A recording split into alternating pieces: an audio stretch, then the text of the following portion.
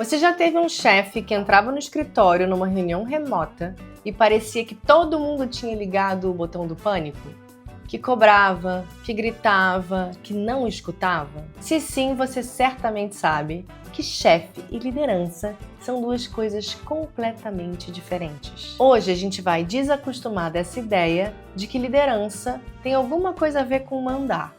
Imaginar cenários onde a gente é humano, afetivo e competente, inclusive no trabalho. Eu sou a Nina Marcucci e esse é o Desacostuma, um espaço para a gente olhar as coisas de cabeça para baixo e entender se o que a gente está normalizando é o que a gente acredita ou é o que contaram pra gente que é o que a gente deve acreditar. Se inscreve no canal, curte esse vídeo e aproveita já para mandar para todo mundo que você acha que vai se interessar por essa conversa, porque hoje a gente vai falar sobre a diferença entre ser chefe e ser liderança. Vamos começar do começo? A palavra chefe vem do latim capu, que significa cabeça, o que está no topo. No século XIX, a palavra chefe foi absorvida pelo vocabulário militar. Chefe de esquadrão, chefe de Estado-Maior, ou seja, pessoas que estão acostumadas a dar ordens esperando a obediência. Obediência sem pergunta, questionamento, sem nada. Ponto final. Essa autoridade rígida e vertical saiu dos quartéis e entrou para o mundo corporativo. Assim, o chefe, que está no topo da hierarquia de uma empresa, costumava ser aquele cara que mandava e você obedecia. O famoso manda quem pode e obedece quem tem juízo. É como se ser chefe fosse automaticamente vestir uma roupinha de arrogante, porque senão você não vai ser respeitado, você não vai ser escutado, você não vai virar referência. E ele se torna uma pessoa que sabe mandar, mas não escutar, que sabe mandar, mas não inspirar. Eu tenho certeza que você já pensou em um monte de gente aí na sua cabeça, né? Eu já tive chefe que fazia as pessoas chorarem só de chegar no escritório, que mandava mensagem no sábado à noite com coisas urgentes que podiam esperar até a segunda-feira e que quando eu não respondia, ia para minha rede social e dizia: minha querida, se eu estou te escrevendo, se eu estou te ligando, você precisa me atender. Não importa se você está no seu horário de lazer, não. E esse é um clássico. A tentativa de ocupar o seu tempo de qualidade fora do trabalho com trabalho, mesmo que esse não seja o combinado. Ou aquele chefe que transforma qualquer coisinha que pode esperar por uma grande ansiedade de última hora, porque ele mesmo não sabe gerir sua própria ansiedade e faz disso um trágico problema corporativo. E eu, de novo, já sei que você tá pensando em um monte de gente aí da sua jornada.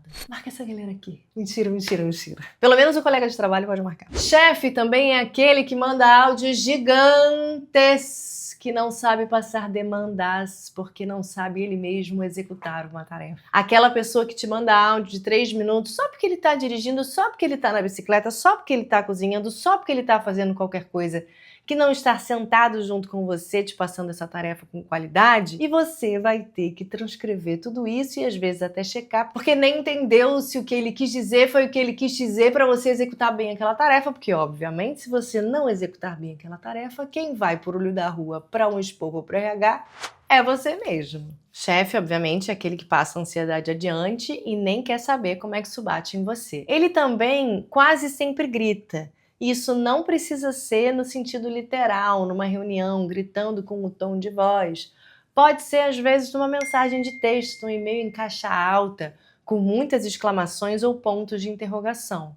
Ah, é só o meu jeito de escrever. Pois é, mas tá errado. Outro clássico. O chefe que não reconhece que você tem uma vida fora do trabalho. Que você tem vida pessoal, que você fica doente, que você tem problemas que te atingem, que são da sua família, ou que às vezes você só tá afim de ir ao cinema, ou uma vida cultural, de lazer, superficial, profunda, não importa, uma vida fora dele, o trabalho. E ignora que você tem dias ruins, que você sente cansaço, que você dorme mal, mesmo que ele seja a primeira pessoa a tirar folga no meio do campo, viajar para Ibitipoca quando ele fica sobrecarregado. E claro, o chefe que adora cobrar resultado, mas vive com a balança quebrada. Se deu errado, o problema é seu. Se deu certo, é mérito dele. Felizmente isso está mudando e tem muita gente boa disposta a desconstruir esse modelo. Cada vez menos a gente está romantizando o diabo veste Prada. Sucesso vem com responsabilidade para e com a sua comunidade. E no trabalho, a sua comunidade é a sua equipe. As pessoas que trabalham com você e que se relacionam com você nesse ambiente. Cada vez mais a gente está entendendo que o trabalho é um ecossistema complexo. Então, se você fica doente, isso afeta todo mundo. Um chefe não sabe disso, mas uma liderança sabe. E isso é importante porque não dá mais pra gente ficar aceitando a ideia de que fulano é um gênio, mas ele trata mal quem trabalha com ele. Ele é violento dentro do ambiente de trabalho. Ele diz que é liderança, mas na verdade ele é um chefe. Talento que machuca não é talento, é abuso com outro nome. E se a gente não presta atenção nisso e não troca essa ideia, a gente ainda corre o risco horroroso de quando a gente chega lá em cima, a gente comete o mesmo erro. Porque é uma coisa estrutural, entende? A gente é ensinado que esse é o nosso referencial de sucesso, de iluminação, de pessoa que vale a pena sair em capa de revista e que ganha muito dinheiro, de prosperidade. Mas a gente, ainda bem, está conversando mais sobre isso e repensando esse modelo de hierarquia. Uma pesquisa feita no Brasil no final de 2023 revelou que 57% das pessoas têm uma relação tóxica ou problemática com os seus chefes. 56% dizem que o chefe é controlador e mais de 40% se sentem perseguidos no trabalho. E só 19% dessas pessoas entrevistadas identificaram que a relação com a sua liderança é bacana. E daí a gente entende por que a gente está sempre numa tensão constante. Porque que toda vez que você pergunta, tá tudo bem? A pessoa responde, na correria de sempre, sabe como é que é o trabalho. A fonte de todos os dados que eu falo em todos os vídeos está sempre na descrição, tá? Voltando à pesquisa, 64% das pessoas entrevistadas declararam que têm planos e vontade de sair daquela empresa no próximo ano, e o motivo é a relação com o chefe e o chefe problemático. Mas a maior parte da nossa vida a gente passa no trabalho.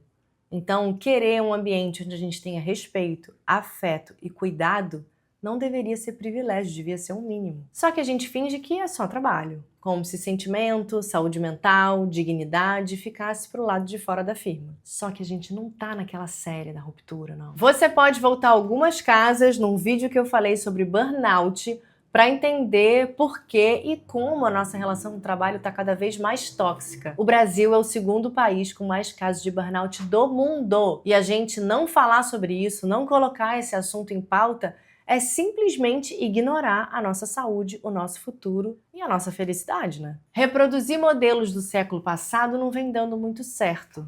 O nosso trabalho pode e deve ser um ambiente onde não haja desrespeito, microgestão, especialmente violência, onde você não é controlado o tempo todo, onde você não fica no modo alerta. Só que para isso acontecer, a gente precisa mudar o modelo de gestão de chefe para liderança. Agora deixa eu te contar como faz uma boa liderança. Para começar, uma boa liderança escuta, mesmo. Não para esperar a hora de falar, sabe? Mas para escutar, para entender, para mergulhar mesmo. Uma liderança entende que ninguém é igual a ninguém e que isso é um superpoder de um time qualificado. Também entende que todo mundo, em algum momento da vida, vai ter algum tipo de problema e que vai precisar de suporte. E que isso não vai ser um problema. Outra coisa importante é o reconhecimento. Uma liderança entende o poder, a força e a importância de reconhecer quem trabalha com ela. Também reconhece as habilidades sutis e as entregas que são feitas mesmo quando as coisas não são combinadas. Você sabia que os hobbies que você tem, que os livros que você lê para entretenimento antes de dormir, que tudo que você consome também faz parte da sua entrega no trabalho? Uma boa liderança sabe disso. Que o seu conhecimento de gestão dentro de casa, como mãe, como irmã, como pai, também fazem parte da qualidade do seu trabalho? Um bom líder sabe disso. Nós somos muito mais do que o nosso currículo entrega e entender isso é fundamental para um bom trabalho, para um trabalho produtivo e um trabalho com reconhecimento. Comunicação assertiva também é a chave. Se um líder não sabe o que quer, como é que a equipe vai saber para onde ir? E isso gera uma característica importantíssima que é a autonomia.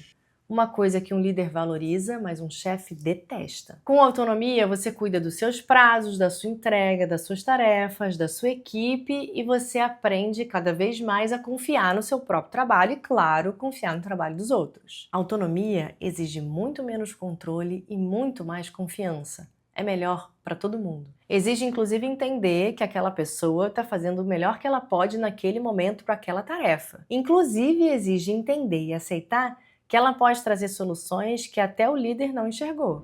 E claro, acreditar essa pessoa por isso. E uma das coisas mais importantes, apoio para crescer. Não é só cobrar, é ensinar, orientar, guiar e prover um espaço de prosperidade, para que todo mundo possa prosperar em equipe e individualmente.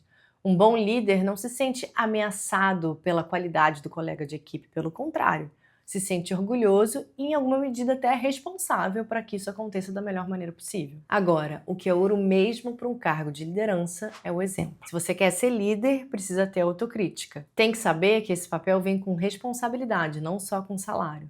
Um bom líder precisa ter ética, precisa ser de verdade, precisa entender que tudo o que ele faz respinga em um monte de gente. E claro que ele está, assim, num espaço de mais julgamento, ainda que nem sempre isso seja justo. Mas, como ele é um exemplo, ele é uma inspiração de onde a gente quer estar, na maioria das vezes, ele precisa entender que tudo que ele faz está sendo observado e dar o exemplo nesse lugar, com certeza. Uma liderança não ganha mais para mandar, para controlar ou para não ser questionado. É para mostrar o caminho. É para ser esse movimento de guiança mesmo, né? Para que todo mundo saiba para onde ir. E por último, a flexibilidade. Saber que nem tudo acontece como a gente planejou e que isso não pode ser o fim do mundo. O líder está ali para recaminhar a rota e respirar fundo. É verdade que esse modelo mais humano ainda é minoria dentro do mundo corporativo, mas a gente está começando a ter essa conversa com mais profundidade. Também é verdade e importante dizer e lembrar e sempre reiterar que a liderança também é uma pessoa e ela também vai ter os seus dias ruins, ela também vai ter os seus tropeços, ela também vai ter as suas inseguranças e tá tudo bem. A gente vivendo num ambiente bacana de trabalho, todo mundo tem espaço para as suas vulnerabilidades. Mas a liderança é sim uma pessoa que inspira e logo uma pessoa que precisa se recuperar com mais assertividade para que ela possa cuidar das pessoas que estão ali naquele ambiente de trabalho. Idealmente, ela também tem a sua liderança que cuida dela, mas a gente trabalhando em equipe e com qualidade, com transparência e com verdade, eu tenho certeza que a gente consegue transformar esse ambiente de trabalho num lugar mais humano, né? Para que a gente consiga se lembrar que nós não estamos só trocando uma moeda por trabalho. A gente está trocando muito mais do que isso. Mas a gente precisa muito mudar esse modelo, isso está posto. Porque sabe o que está acontecendo? Muita gente simplesmente não quer mais ocupar cargo de chefia. Uma pesquisa que aconteceu no mundo inteiro recentemente mostrou que só 2% da geração Z quer subir nessa pirâmide corporativa. E que 40% delas simplesmente não tem o menor interesse de ocupar qualquer cargo de liderança. Mas não necessariamente por falta de ambição, mas porque as pessoas e cada vez mais as novas gerações não querem mais viver o sucesso a partir do adoecimento.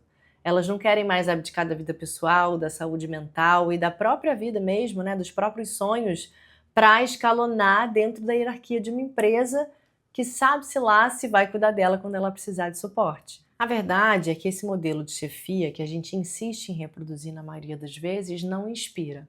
Ela adoece, ela é ultrapassada, ela não faz mais o menor sentido. E se a gente quer mudar isso, a gente precisa começar agora, criando uma nova forma de liderar que seja mais agradável tanto para quem é liderado, mas também para quem lidera. No fim das contas, a liderança que a gente aceita e que a gente exerce diz muito sobre o mundo que a gente quer construir. E isso parece muito papo de mundo corporativo, mas não é não.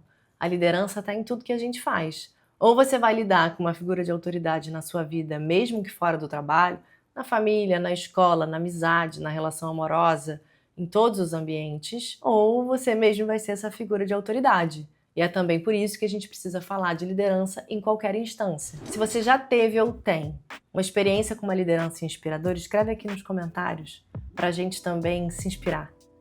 Mas, se você também quiser desabafar sobre uma experiência de um chefe que não foi legal, comenta aqui também, eu tenho várias histórias para compartilhar. Eu sou a Nina Marcucci, esse é o Desacostuma, um canal que nos convida a olhar para tudo de outra forma, para ver se o que a gente está se acostumando é de fato verdade ou será que a gente não pode mudar um pouquinho? Aqui a gente quer uma vida com menos ruído e mais consciência. Aproveita para se inscrever no canal, curtir esse vídeo e compartilhar com todo mundo do seu trabalho, com a sua família, com todo mundo que você acha que vai absorver esse conteúdo e vai ficar aí refletindo, porque isso é muito importante. A gente ainda vai ter um monte de conversa parecida com essa por aqui. Até mais!